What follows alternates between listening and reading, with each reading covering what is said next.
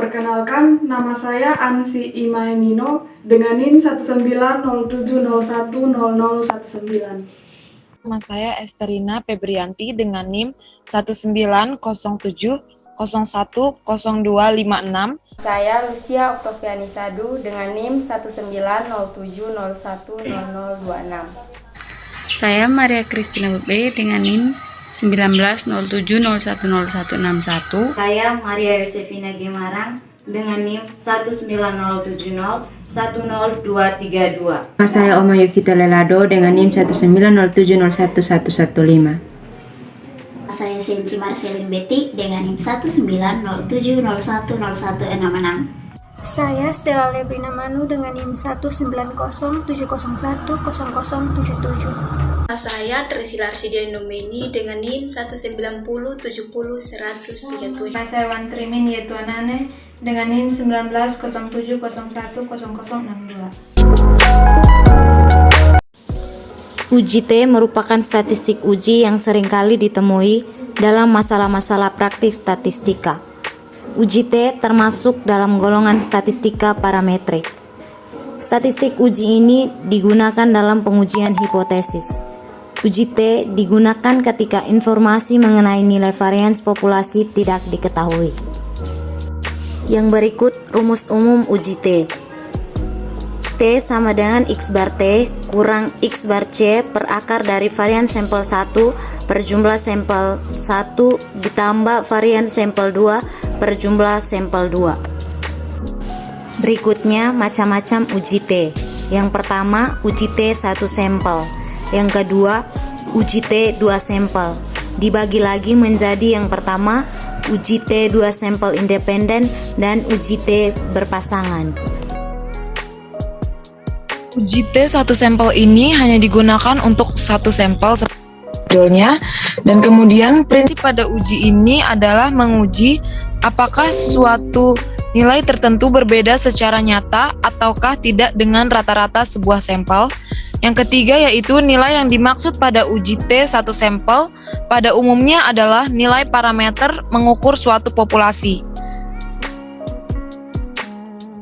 Berikut ini adalah rumus uji T1 sampel, yaitu dengan nilai T hitung sama dengan rata-rata sampel dikurang nilai parameter dibagi dengan standar deviasi sampel dibagi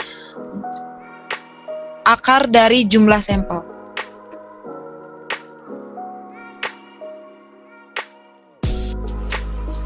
Saya akan menjelaskan uji T2 sampel. Yang pertama, uji T2 sampel independen. Uji T2 sampel independen merupakan metode yang digunakan untuk menguji kesamaan rata-rata dari dua populasi yang bersifat independen. Independen maksudnya adalah populasi yang satu tidak dipengaruhi atau tidak berhubungan dengan populasi yang lain. Seringkali kondisi di mana peneliti tidak memiliki informasi mengenai ragam populasi adalah kondisi yang paling sering dijumpai di kehidupan nyata. Selanjutnya, rumus uji T2 sampel independen. Untuk rumus uji T2 sampel independen sendiri yaitu jumlah rata-rata kelompok 1 dikurangi jumlah rata-rata kelompok 2 dibagi dengan standar error kedua kelompok. Selanjutnya uji T berpasangan. Uji T berpasangan merupakan metode pengujian hipotesis di mana data yang digunakan tidak bebas atau berpasangan. Ciri-ciri yang paling sering ditemui adalah satu individu atau objek penelitian dikenai dua buah perlakuan yang berbeda. Peneliti memperoleh dua macam data sampel, yaitu data dari perlakuan pertama dan data dari perlakuan kedua. Perlakuan pertama mungkin saja berupa kontrol, yaitu tidak memberikan perlakuan sama sekali terhadap objek penelitian. Selanjutnya rumus uji T berpasangan. T sama dengan X bar kurang mu0 per S per akar dari N. Keterangan T sama dengan nilai hitung X bar sama dengan rata-rata kelompok 1, mu0 sama dengan rata-rata kelompok 2, S sama dengan standar deviasi selisih pengukuran 1 dan 2, N sama dengan jumlah sampel. Yang berikut saya akan menjelaskan mengenai rumus standar error kedua kelompok. SE dalam kurung X bar T kurang X bar C sama dengan akar dari varian T per NT tambah varian C per NC.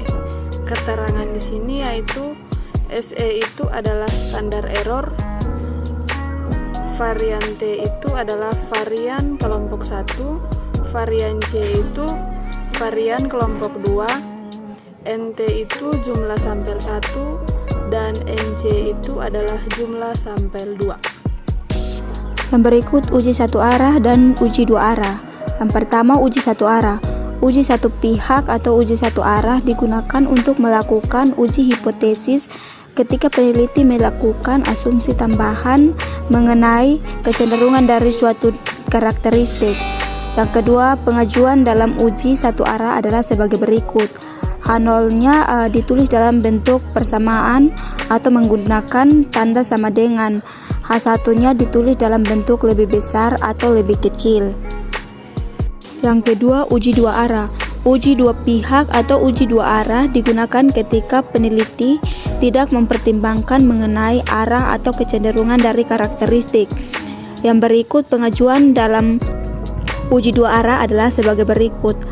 H0-nya ditulis dalam bentuk persamaan atau menggunakan tanda sama dengan. H1-nya ditulis dengan menggunakan tanda tidak sama dengan. Berikutnya, interpretasi uji T. Untuk menginterpretasi uji T, terlebih dahulu harus ditentukan yang pertama nilai alfa atau tingkat kesalahan.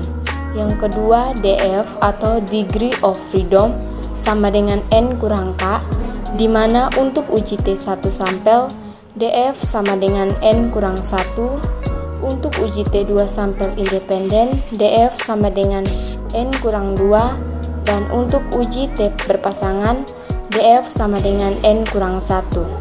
Yang berikutnya, bandingkan nilai T hitung dengan nilai T tabel, dan apabila T hitung lebih besar dari T tabel, maka berbeda secara signifikan atau H0 ditolak. Sedangkan apabila T hitung lebih kecil dari T tabel, maka tidak berbeda secara signifikan atau H0 diterima. Baik, selanjutnya adalah contoh dari uji T. Di sini kami menggunakan aplikasi SPSS versi 25, dan untuk contohnya ini kami menggunakan data kasus COVID-19 di Provinsi Nusa Tenggara Timur, khususnya data kasus terkonfirmasi dan data kasus meninggal pada bulan Oktober tahun 2021 terhitung tanggal 1 Oktober sampai dengan tanggal 31 Oktober. Baik, pertama-tama kita klik pada bagian variable view. Nah, di sini ada beberapa kolom.